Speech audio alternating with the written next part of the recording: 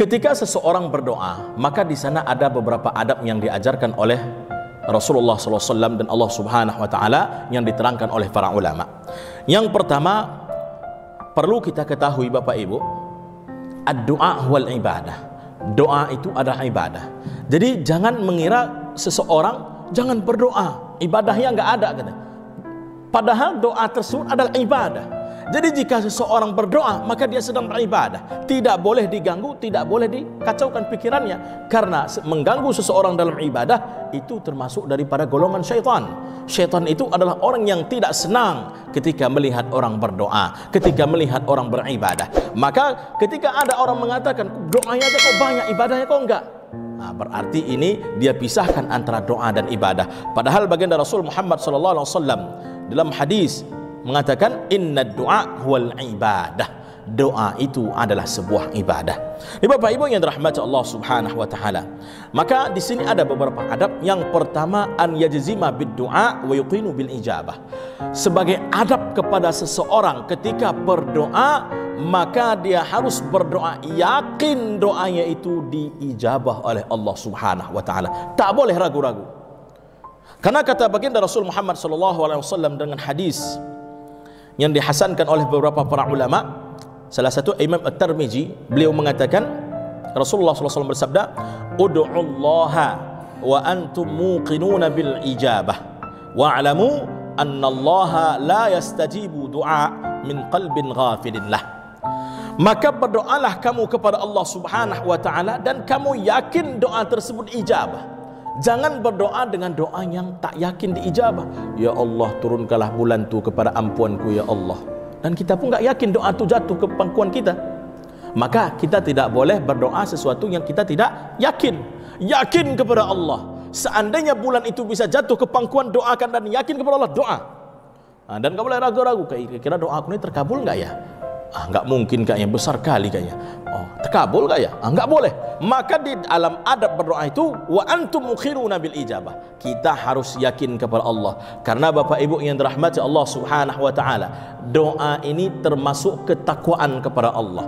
Banyak orang dapat menggapai sesuatu dengan doa, tapi tak bisa digapai dengan harta, tak bisa digapai dengan jabatan, tak bisa digapai dengan kekuasaan. Banyak sekali. Makanya doa adalah salah satu jalan keluar yang Allah berikan untuk seseorang menggapai sesuatu. Bapak Ibu yang dirahmati Allah Subhanahu wa Ta'ala, wa'lamu, ketahuilah annallaha la yastajibu du'aan.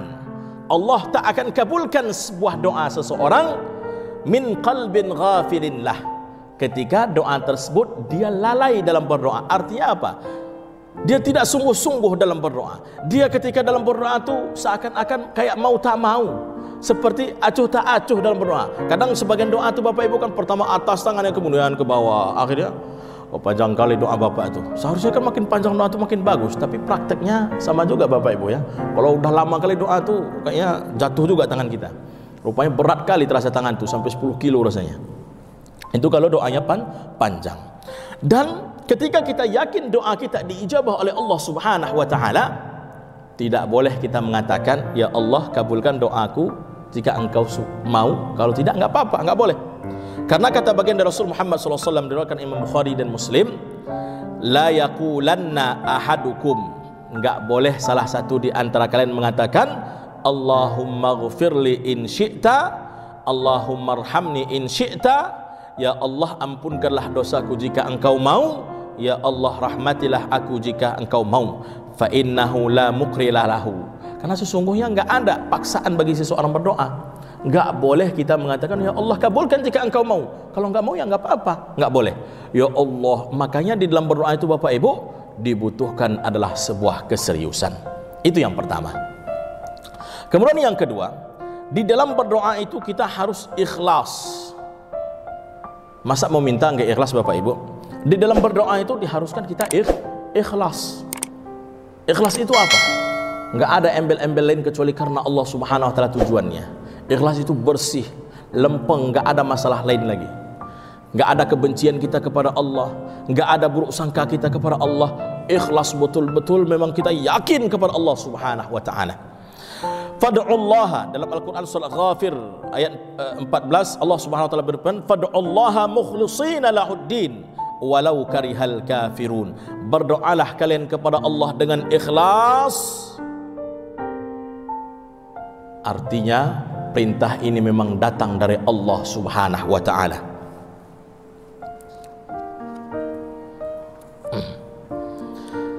Kemudian selanjutnya, an yulihha bid du'a wa yukarrir salasan. Kayak orang mengeluh Bapak Ibu, merengek kepada orang menjatuhkan wibawa, menangis kepada orang sambil meminta menjatuhkan wibawa, atau merendahkan diri kepada orang menjatuhkan wibawa. Tapi ketika kita menjatuhkan wibawa kita di hadapan Allah, merengek kita, menangis kita, tak beda kita tua muda semuanya, nggak ada beda. Di hadapan Allah menangis kita, bangun kita tengah malam, ya Allah, permasalahan makin besar, ya Allah. Dan dilakukan 3 kali setiap doa, ya Allah, kok belum juga selesai masalah ini, ya Allah. Maka dengan demikian Bapak Ibu yang dirahmati Allah Subhanahu wa taala, karena Rasulullah sallallahu alaihi wasallam idza da'a thalathan. Rasulullah sallallahu alaihi wasallam ketika berdoa, beliau mendoa mengulangi doanya. Dan ini dapat kita lakukan ketika kita sedang solat sendiri. Dan kalau solat jemaah, nanti jemaah bisa komplain, kok doanya diulang-ulang ya, apa enggak pandai Ustaz itu doa. Bisa juga gitu Bapak Ibu sebagian jemaah. Ustaz ini doanya selalu diulang-ulang, ini diulang-ulang 3 kali, ini ulang-ulang 3 kali, ini ulang agar doanya panjang. Padahal itu juga ya. Enggak pandai doanya Ustaz. Ustaznya enggak pandai doa atau imamnya enggak pandai doa. Padahal doa tersebut diajarkan oleh baginda Rasul 3 kali diulangi. Wa idza sa'ala thalathan. Ketika meminta kepada Allah, Rasulullah meminta 3 kali. Jadi Bapak Ibu yang dirahmati Allah Subhanahu wa taala, ini adalah salah satu adab ternyata. Apakah doa 1 kali cukup? Cukup.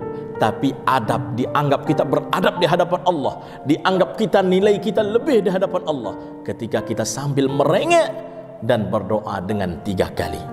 Itu yang ketiga Bapak Ibu yang dirahmati Allah. Kemudian adab yang keempat selanjutnya adalah alla ya'jal wa la yaqulu da'autu falam yustajab li. Tidak boleh di dalam berdoa itu sifat pengabulannya itu tergesa-gesa. Enggak boleh. Udah sebulan aku doa aku belum dikabulkan oleh Allah Subhanahu wa taala. Udah doa aku, tapi kok belum dikabulkan? Ini dilarang oleh Allah Subhanahu wa taala. Ini berdasarkan hadis baginda Rasul Muhammad sallallahu alaihi wasallam, hadis Bukhari dan Muslim, an Abi Hurairah radhiyallahu anhu anna Rasulullah sallallahu alaihi wasallam qala, diriwayatkan daripada Abu Hurairah, Rasulullah sallallahu alaihi wasallam bersabda, qala yustajabu li ahadikum ma lam ya'jal. Allah akan kabulkan doa seseorang yang pengabulannya tidak tergesa-gesa. Yaqulu da'autu falam yustajab li. Ketika dia mengatakan aku telah berdoa kok tidak dikabulkan kepadaku, maka orang seperti ini tidak dikabulkan Allah doanya. Maka Bapak Ibu yang dirahmati Allah, kalau kita lihat ada orang melakukan demikian, kita ingatkan, enggak boleh demikian. Nanti doa yang seharusnya dikabulkan oleh Allah bisa ditolak oleh Allah Subhanahu wa taala. Karena salah satu doa yang dikabulkan oleh Allah Subhanahu wa taala, orang yang berdoa ini sabar, tidak tergesa-gesa di dalam pengabulan doa. Makanya kalau kita memohon pertolongan atau memohon doa, berdoa kepada Allah Subhanahu wa taala, jangan tergesa-gesa, yakin doa kita diijabah oleh Allah Subhanahu wa taala. Kemudian selanjutnya, memilih waktu yang tepat. Bapak Ibu yang dirahmati Allah Subhanahu wa taala, selain waktu ada di sana tempat. Ada tempat yang tepat, tapi kita di Indonesia ini waktu yang ada, tempatnya belum ada. Yang ada itu yang ada di Makkah dan di Madinah. Sedangkan waktu di Indonesia itu sama seluruh dunia waktunya ada. Kapan waktu turun hujan? Kapan waktu doa dikabulkan oleh Allah Subhanahu wa taala? Pertama, waktu turun hujan. Alhamdulillah daerah kita banyak dituruni oleh hujan Bapak Ibu.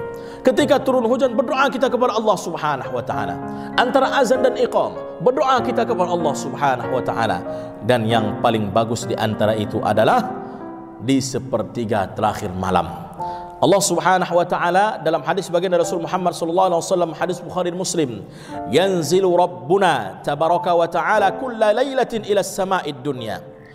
Allah Subhanahu wa taala turun ke langit dunia setiap malamnya, hina yabqa thuluthul lail al-akhir, ketika sepertiga terakhir malam, kira-kira setengah 4 sampai subuh lah itu Bapak Ibu ya. Fayaqul, maka Allah Subhanahu wa taala berfirman, man yad'uni fa astajiba lahu, siapa yang berdoa pasti aku kabulkan, kata Allah. Wa man yas'aluni fa a'tiyahu, siapa yang meminta aku berikan. Wa man yastaghfiruni fa aghfir lahu, siapa yang meminta ampun aku akan ampunkan.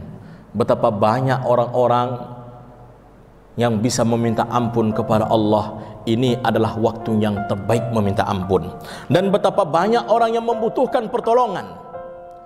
Di waktu itulah tempat kita meminta pertolongan kepada Allah. Minimal kalau kita orang yang solat subuh tepat waktu, waktu masjid ngaji itu masih terhitung sepertiga terakhir Bapak Ibu. Dan disitulah waktu kita bisa berdoa. Di situ kita bisa sholat tahajud, di situ kita bisa sholat sholat sunnah fajar, di situ kita bisa sholat yang lainnya memohon kepada Allah agar doa kita dikabulkan oleh Allah Subhanahu wa taala. Artinya seseorang ketika memohon kepada Allah di waktu itu, Allah akan berikan, Allah akan kabulkan, Allah akan ampunkan dosanya. Kemudian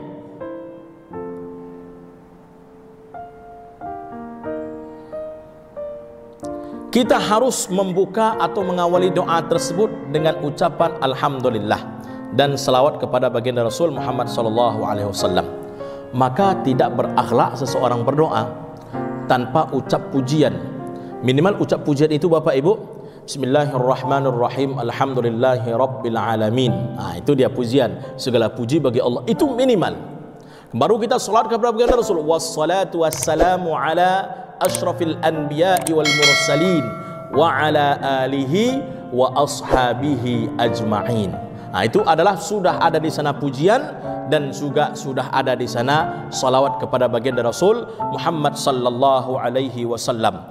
Dan ketika penutupan doa, wa yakhtimu bis salati kadzalik lil hadis, dan kita tutup, maka setelah rabbana atina fid dunya wa sallallahu ala sayyidina Muhammadin, Anda harus di sana. Maka dianggap tidak beradab seseorang yang tidak membaca wassallallahu ala sayyidina Muhammadin atau wassallallahu ala nabiyina Muhammadin atau wassallallahu ala Muhammadin. Itu tidak dianggap seseorang ketika berdoa enggak ada itunya. Artinya seseorang itu ketika dia berdoa, dia harus idza shalla ahadukum, apabila salah satu kalian berdoa, falyabda bi tamjidi rabbih, mulailah dengan pujian kepada Allah, wassana'i alaihi, thumma liyusalli ala nabi sallallahu alaihi wasallam, thumma liyad'u bima syaa. Maka setelah dia memuji Tuhannya, maka berselawatlah kepada Nabi Muhammad sallallahu alaihi wasallam, maka berdoa apa yang ia inginkan. Ini adalah adab yang diajarkan oleh baginda Rasul Muhammad sallallahu alaihi wasallam kepada kita di dalam berdoa. Kan ada di dalam berdoa itu sebagian orang Bapak Ibu enggak pakai pujian dia, alhamdulillah, enggak ada gitu. Enggak ada salawatnya, langsung Allahumma inna, langsung dia Allahumma, ya Tuhan kami.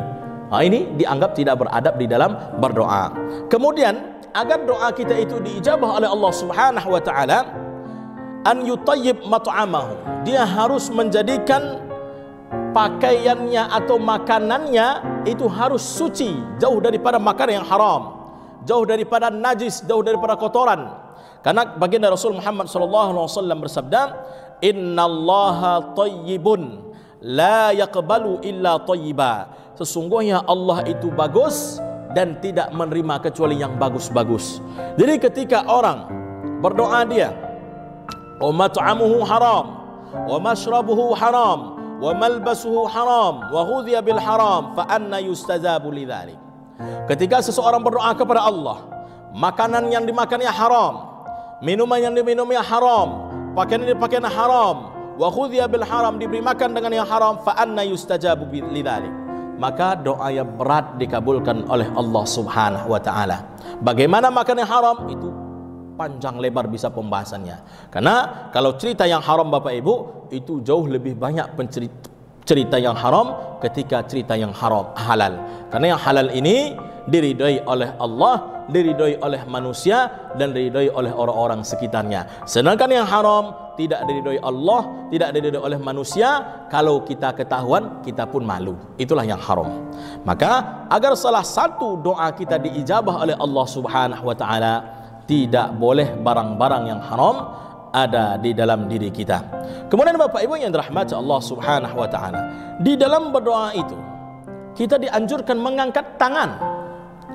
Tidak boleh tidak mengangkat tangan. Karena ada sebagian orang itu berdoa enggak angkat tangan, gini dia. Nah, ketika orang berdoa dia enggak angkat tangan. Nah, ini menjadi masalah juga. Kenapa? Karena baginda Rasul Muhammad sallallahu alaihi wasallam ketika menjelaskan tentang masalah berdoa, beliau menjelaskan di sana dengan mengangkat tangan. Dalam hadis yang hasan. Begitu juga dengan hadis Muslim. Innallaha hayyun. Sesungguhnya Allah itu hayyun karimun, yang maha hidup dan maha mulia. Yastahyi idza rafa'a ar-rajulu ilaihi yadayhi an yarudduhuma sifran. Maka Allah Subhanahu wa taala yang maha hidup dan maha mulia tersebut malu kepada seorang hamba idza rafa'a ar-rajulu ilaihi yadayhi, ketika seorang hamba itu menadahkan tangannya kepada Allah. Malu untuk tidak mengabulkan doa tersebut. Ya Allah, Rasul yang katakan ketika sudah mengangkat tangan kepada Allah, rafa'a yadayhi, diangkatnya tangannya kepada Allah, malu Allah tidak kabulkan doa seseorang. Maka bagaimana dengan orang yang berdoa tak angkat tangan? Ini kan berdasarkan hadis baginda Rasul, kapan doa yang terkabulkan oleh Allah Subhanahu wa taala? Bahkan kalau kita melihat semua doa yang diajarkan oleh baginda Rasul yang di luar sholat, bahkan ada beberapa doa dalam sholat, ada beberapa doa seperti kunut misalnya. Anggaplah sebahagian orang tidak setuju dengan doa setelah sholat mengangkat tangan. Nah, kalau ada kunut di dalam sholat, contohnya kunut yang disepakati itu kunut nazilah. Ada sebagian orang kan nggak mau kunut subuh Bapak Ibu kan, tapi ketika kunut nazilah, apakah dia nggak angkat tangan ketika berkunut? Pasti angkat tangan. Nah, ini artinya berdoa itu angkat tangan. Di Arab Saudi kalau berkunut angkat tangan, di Mesir kalau kunut angkat tangan, di Indonesia kalau kunut angkat tangan. Belum pernah saya jumpa Bapak Ibu kalau ada orang kunut tuh nggak angkat tangan kalau kunut nazilah, belum ada. Kalau kunut subuh ada sebagian tuh jamaah tuh nggak mau diangkat tangan, karena dia nggak ngikut kunut, maksudnya dia nggak ngikut kunut. Kalau dia ngikut kunut pasti angkat tangan. Artinya kalau kunut nazilah, bolehkah kita tidak ikut? Nggak boleh. Kunut subuh itu kita harus ikut. Maka belum ada saya jumpai orang yang berilmu, alim dan pakar ilmu agama yang tidak angkat tangan kalau doa kunut nazilah. Artinya apa? Doa itu mengangkat tangan kepada Allah Subhanahu wa taala. Anna ar-rajul yutilu safar ash'atha aghbara yamuddu yadayhi ila as-sama. Riwayat Muslim juga ada seorang laki-laki melakukan perjalanan sedang merasakan kehausan dan kelaparan. Dia pun ketika berdoa disebutkan bagian Rasul menadahkan tangannya kalau ya Allah, ya Rabb, ya Rabb. Artinya di sini sebagai adab bagi seseorang ketika berdoa itu mengangkat tangan, bukan tanpa mengangkat tangan. Ini kan terjadi permasalahan bagi mereka yang tak mau berdoa dengan mengangkat tangan. Kemudian Bapak Ibu yang dirahmati Allah Subhanahu wa taala, selanjutnya adab di dalam berdoa itu apa? Al-iktsar minad du'a. Harus memperbanyak doa, karena kita tidak tahu doa yang mana dikabulkan oleh Allah Subhanahu wa taala. Karena di dalam doa itu Bapak Ibu yang dirahmati Allah Subhanahu wa taala, semakin banyak kita berdoa berarti tandanya semakin banyak harapan kita kepada Allah. Semakin banyak harapan kita kepada Allah, Allah pun semakin cinta kepada kita. Karena beda Allah Khalik, pencipta, dengan makhluk Bapak Ibu sangat jauh bedanya. Manusia kalau kita sering meminta, Pak tolong saya Pak, Pak tolong saya Pak, manusia itu sebel, nggak senang. Tapi kepada Allah Subhanahu wa taala malah Allah itu nggak senang dengan seorang hamba yang tak mau berdoa. Habis sholat nggak doa, pergi aja, lantas jalan. Kita kata Allahumma antas salam, dia lantas jalan. Maka ketika seperti ini Allah nggak suka kepada mereka yang tidak mau berdoa. Oke, tidak mau berdoa berjamaah, nggak apa-apa, doa sendiri. Penting dia harus berdoa. Seseorang itu harus berdoa kepada Allah Subhanahu wa Ta'ala, karena nggak cocok seseorang itu sholat kalau nggak berdoa. Kenapa? Dalam sholat itu sendiri banyak sekali doa di sana. Dalam sholat itu sendiri banyak sekali doa. Surat Fatihah sendiri doa. Ihdinas siratal mustaqim, ya Allah tunjukilah kami ke jalan yang lurus. Itu doa. Doa qunut doa, ruku' doa. Makanya kita sebut doa ruku', doa sujud, doa i'tidal, doa tasyahud awal, doa tasyahud akhir. Semua yang isi adalah doa. Maka kita umat Islam tidak bisa dilepaskan daripada doa. Dan salah satu doa kita agar dikabulkan oleh Allah Subhanahu wa Ta'ala, doakan saudara kita bizahril ghaib. Saudara kita yang tak nampak di kita, umpamanya ada saudara kita di luar kota Medan, dia membutuhkan sesuatu di sana, kita tahu, kita doakan, ya Allah mudahkanlah urusan saudara saya si fulan, ya Allah. Ya Allah mudahkanlah urusan saudara saya si fulan, ya Allah mudahkan, ya Allah. Maka ketika kita berdoa seperti itu, maka malaikat berkata,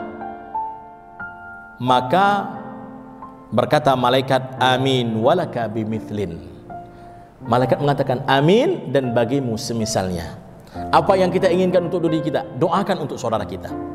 Apa yang kita inginkan untuk diri kita, doakan untuk saudara kita. Umpamanya kita ingin sekolah kita buat sekolah maju, kita lihat sekolah saudara kita, ya Allah majukanlah sekolah saudara saya itu, ya Allah jadikanlah sekolahnya itu bertaraf internasional, ya Allah. Karena kita pun ingin menjadikan sekolah kita bertaraf internasional. Itu artinya salah satu trik cara agar doa kita dikabulkan oleh Allah Subhanahu wa Ta'ala. Bapak Ibu yang dirahmati Allah Subhanahu wa Ta'ala, biasa dengan Ustadz Fajar ada tanya jawab Bapak Ibu? Ada Pak ya? Tanya jawab ya? Oke Bapak Ibu yang dirahmati Allah Subhanahu wa Ta'ala, mungkin ini yang dapat kita sampaikan. Masih banyak sebenarnya ini, tapi untuk mempersingkat waktu, kita persilahkan kepada Bapak Ibu untuk bertanya Bapak Ibu ya. Ini